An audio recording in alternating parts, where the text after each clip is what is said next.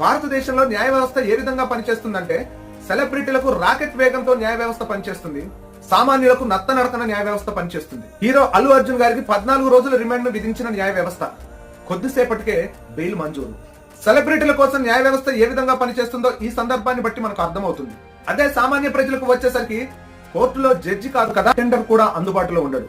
రాజ్యాంగం ప్రజలందరికీ ఒకటే న్యాయం అందించాలని సూచిస్తుంటే, న్యాయ వ్యవస్థ మాత్రం డబ్బున్న వాళ్ళకి, సెలబ్రిటీలకి అతి వేగంగా పనిచేయడం ఆశ్చర్యాన్ని కలిగిస్తుంది. మరి సెలబ్రిటీలతో సమానంగా పేదవాడికి కూడా న్యాయం అందాలంటే ఏం చేయాలి? ప్రభుత్వాలు ప్రజలకు ఉచిత పథకాలు అందించిన విధంగానే న్యాయాన్ని కూడా అందించే విధంగా ఒక చట్టాన్ని రూపొందించాలి. ఆ చట్టం ఏ విధంగా ఉండాలంటే, ప్రతి మండలంలో 2 లాయర్లు ప్రజలకు అనునిత్యం అందుబాటులో ఉండాలి. ₹1 ఫీజు తీసుకోకుండా సలహాలు, సూచనలు ఇవ్వడమే కాకుండా కోర్టులో వారి పక్షాన నిలబడి ఉచితంగా వాదించే విధంగా లాయర్లని నియమించాలని. అప్పుడు మాత్రమే సామాన్య ప్రజలకు కూడా సెలబ్రిటీల స్థాయిలో న్యాయం అందుతుందని తెలియజేస్తున్నారు.